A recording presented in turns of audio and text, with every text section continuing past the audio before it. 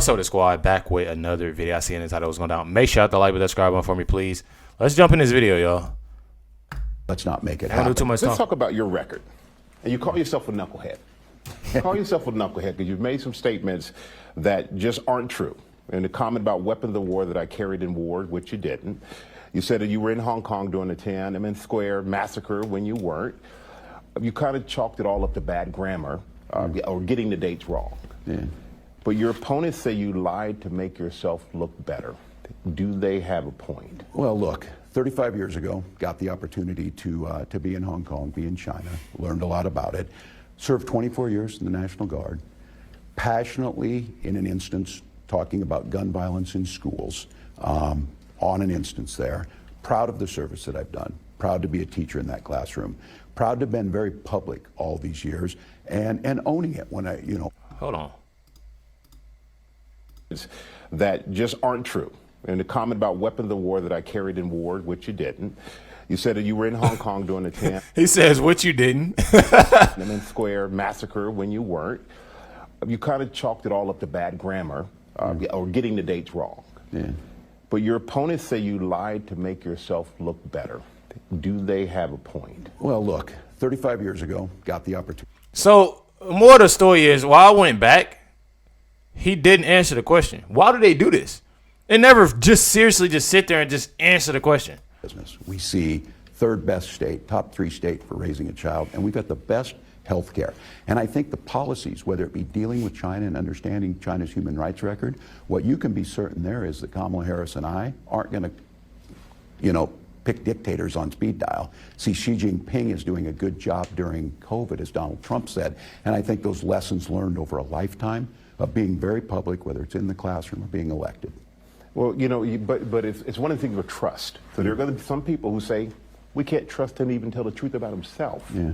What do you say to them? Well, I said they know who I am. I know who I am. I know the work that I've done. I know that things get. But that's not so let me explain something to y'all right quick. That's not good. So if people are looking at the fact that you don't tell the truth, you're going around saying that, and everything's a lie, and everything's about you made out to be a lie, but then you sit there and you tell yourself, "Oh, I know who I am, and I know what I am, and I know what that." What is that literally telling other people? People that support Tim Walz and Kamala Harris is not really. That's not saying nothing. They're not doing nothing but digging themselves in a deeper hole. That's all they're doing. Respond in a political environment, but I think what they see is if they want to compare that talking about immigration policy or seeing the things that Donald Trump would say, I think there's a big difference than always blame Donald missing Trump. a date when you're there. And again, spinning something for a political reason. I'm very clear of who I've been. I'm very proud of 24 years of doing that work, and I think going to Congress and working for veterans, they want to see it and make the difference, look a little different. I think people in Minnesota, my students, the folks I've worked with, members of Congress, they know who I am, and they know the policies we put in place. They know who you are, and they're going to vote for Trump. The policies we put in place have made an impact. And Vice President Harris said that she told you to be a little bit more careful on how you say things. Well, I did it, even the other day of just speaking passionately about these gun violence situations and meeting with these survivors. I've sat in the room with the Sandy Hook folks, a friend with David Hogg, who's been an activist on this. People know in that, and then that gets spun in that, well, he didn't say something true. It was very clear that I was talking about these veterans, very clear that I wear, I wear my emotions on my sleeve, and I do think in these positions, whether it be governor or being vice president of the United States, you do need to be careful. You do need to be a little more thoughtful on it. And I think what you see is as someone who's been in classrooms a lot, I've been around coaching a lot. What does that have to do with I anything? think doing that, you need to combine the two. And listen, y'all, I want y'all to sit there, wherever you are, sitting at home, sitting at work, sitting there eating dinner somewhere. I've actually had somebody comment and say they were in the back of an ambulance. They worked, they was working. Nothing bad. But literally wherever you are right now, I want y'all to sit there. Close your eyes right quick. Just close your eyes. Nothing crazy. Just close your eyes, for real. Think about Tim Walz talking to any world leader. Like anybody, just think about that. And tell me what you get. I want to know. Because I'm telling y'all, There's no way. There's no way. I wouldn't even want that. I really would not want that, y'all. That is scary. Bro don't do nothing but lie. He won't answer the question. He's not. You know how they always tell you, like, you being a man, you don't even have to really tell, like, the way that you grew up. You know, you don't really have to have anybody even tell you nothing. It's just more so like you want to feel that you masculine. You know, when you walk into a room and when you speaking to somebody, he don't look like that sitting in that chair. Like he doesn't look like he's ready, you know, to have this. He doesn't look like that, y'all. I can't imagine. They were saying that, hey, these are policies that Kamala Harris could have done 3 years ago when she was in the White House with President Biden, and she never did. What do you say to people who bring that up? Well, Donald Trump had 4 years to do it. If you're going to talk about that, and what the point is, you need a partner in Congress.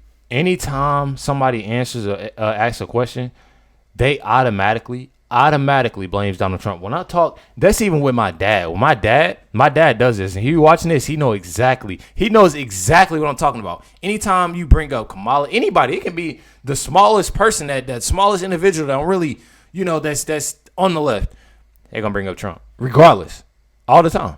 So you've seen we've seen different bills that are ready to pass, and Donald Trump makes sure he steps in. We saw it around immigration, a bipartisan bill, widely respected, wanting to make a difference in this, holding true to our values, securing the border. Donald Trump steps in and says, look, that's going to hurt my political future. Let's not make it happen. They were saying, I'm going to tell y'all one thing. It can be years from now. Years from now. Somebody on the left still going to bring up Donald Trump's name. Blame it on him. That's what it automatically looks like that. Like, that's all I care about. Oh, I'm about to blame Donald Trump today. You know, if they ask you this question, just blame Donald Trump. It's okay. You know, it looks good. It looks good to our supporters that's supporting us. So, Tim, when you go in the interview, they ask you a question, go ahead and blame Donald Trump. Come on with that, bro. I hear from a lot of people, I just want my gas and my groceries to be cheaper. What is your administration's plan to be more specific a little bit on lowering the cost of living and lowering prices? Producing more oil than we ever have in this country. We are producing. Listen, y'all. I want y'all to listen close. Check it out. I hear from a lot of people, I just want my gas and my groceries to be cheaper. What is your administration's plan to be more specific a little bit on lowering the cost of living and lowering prices? Producing more oil than we ever have in this country. We are producing more than any other country. We're expanding those options for it, whether it's wind, it's solar, and things, getting at this heart of climate change, but at the same time creating jobs for Americans, and gas prices will continue to come down. And I think what I keep saying about this on food prices that we've seen, look, I know this from farm country. Farmers are only getting about $3.90 bushel for corn, $10 for soybeans. Somebody in the middle's taking more than they should on this. 37 states have laws against that. She's talking about making that the case, expanding it. The one thing, though, that she's talking about, and we're seeing happen, and the numbers came out this week, is real wages are finally rising. And one of the reasons is she's making it easier to form a union. So with that question she just asked, I got $100. Somebody to explain to me what answer, what literally, like, I don't see how hard it is to just be like, oh, this is how we're going to bring this down. This is how we can do this. This is our plan. Our plan is to do this, bro. There's no way. And that, y'all know how I can catch Tim in his lies now. I figured it out. I've been watching Tim Walz for a while, and every time he says, "Look," y'all hear him. Y'all, if y'all go to any interview with Tim Walz, go to any interview. I don't care what it is. I know y'all probably not because y'all don't like to hear him talk, but y'all can go to any interview. Tim Walz, he'll start talking, and then he'll be like, look, when he do that look, and you hear that look, he lying. Off bat. Make sure y'all to like, but subscribe, but make sure y'all stay tuned for the next 2 videos dropping tonight. Definitely straight bangers. I'm not even going to lie to y'all. So make sure y'all stay tuned. Catch y'all next one.